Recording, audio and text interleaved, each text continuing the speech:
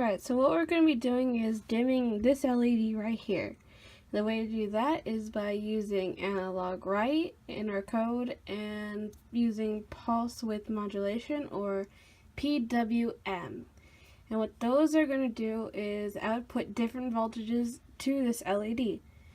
Now PWM is right here in the digital pin. You'll see in the parentheses PWM and then that little thingy right there. And there are only a few special pins that actually hook up to PWM. That's 11, 9, 10, 9, and 6, 5, and 3. And we hooked up the LED from the positive side to digital pin number 9 for that reason. On the negative side, the resistor is hooked up to ground, as always. Now, with the code, here is my code, and on my setup I put my digital pin number 9 as my output, and then in my loop I used a for loop. So I declared that I is equal to 25, and you see there analog write 9i. So whatever I is equal to, that's what's going to show up on the LED through pin 9. And then we have I is less than or equal to 255. 255 is like saying 100%. So it's like LED is at 100%. And the PWM only ranges from 255, so that's another reason why we chose 255 for that. And then we have I is plus or equal to 25.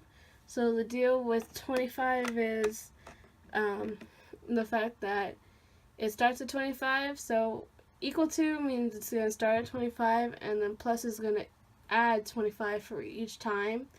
And then we have my delay of 500. And then later on I'm going to actually attach another video with my oscilloscope readings of the LED at 25, 50, 75, and 100% duty cycles. But for now, I am going to show you the LED. So it's going to increase intensity. So we're going to see it. See? And that's why it looks at 100%. And then it goes back.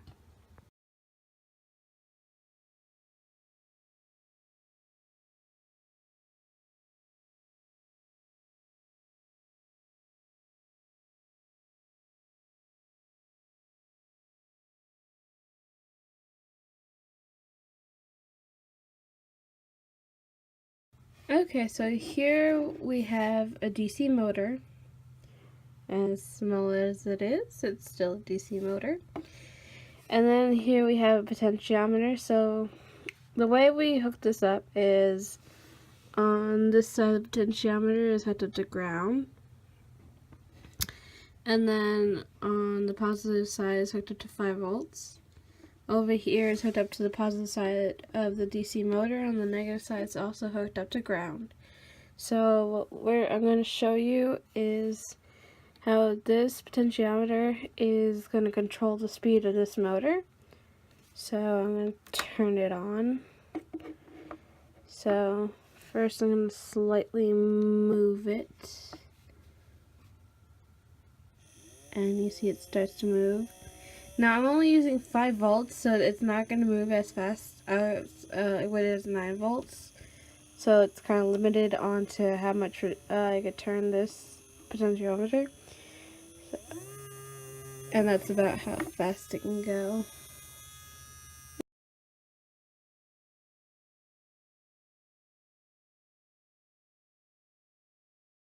Here we have a potentiometer, a DC motor, a transistor, and a diode.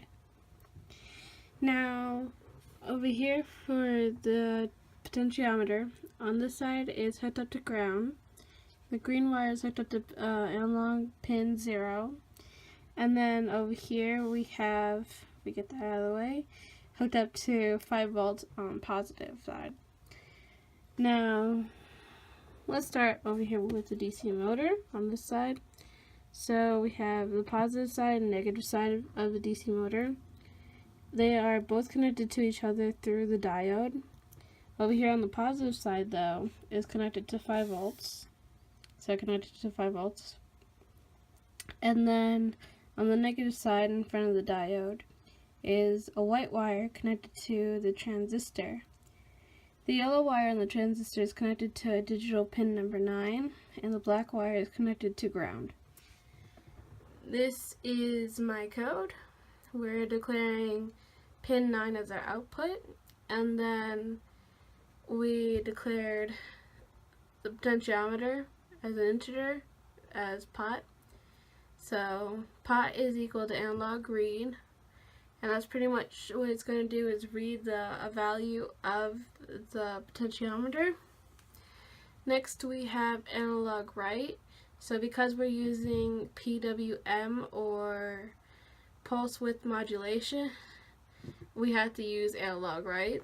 So whatever value the potentiometer is, it determines how fast the DC motor will turn. So I'm going to show you that now. So right now it's at 0. The DC motor is not moving. And then I turn it, and it starts moving faster, faster, and faster.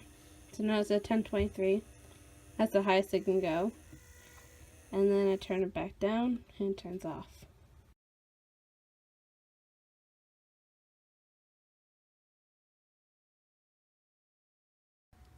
Here I have a potentiometer, a push button, a transistor, a diode, and a DC motor.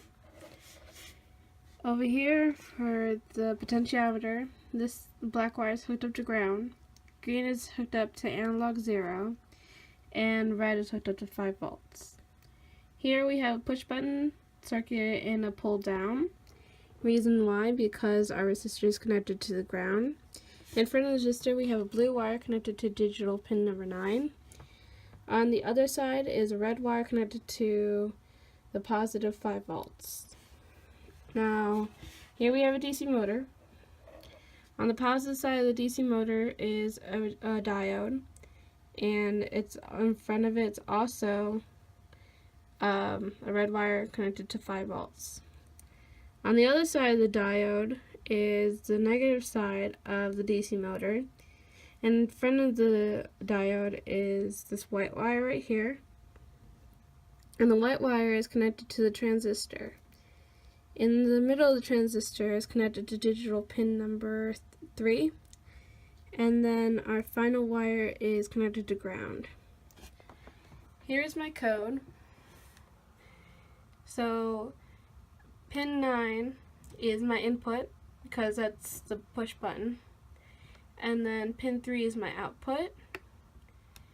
Next we have declared blue button and potentiometer, or blue butt and pot, and then we have blue butt equals digital read, and potential is equal to analog read. So pretty much what that's going to do is read the status of the potentiometer and the blue button, and pretty much that means if the blue button's on or off and what the value is reading off the potentiometer. Next we have our if-else statement. So if blue butt is equal to 1, or if it's on, in other words, and and symbol means and, the potentiometer is greater than or equal to 500, so if the value of the potentiometer is over 500, then the motor will be on. So digital right, pin 3 is high or on. And then for the else statement is if the button is off, or the potentiometer is below 500, or both. And I'm going to show you what that looks like right now. So right now, I'm going to turn this to 0. So this is what it looks when this motor's off. So notice my blue button is not pushed, and my potentiometer is not at 500. 500 means it's this arrow will be halfway, so it'll be halfway here, and now I'm going to push this blue button. Nothing happens. I'm going to turn my arrow halfway. That's about 500 right there. Nothing happens still. Now I'm going to leave it at that, about a little over 500, probably 600, I don't know. But point is, it's over 500. And now I'm going to push my blue button, and it turns on.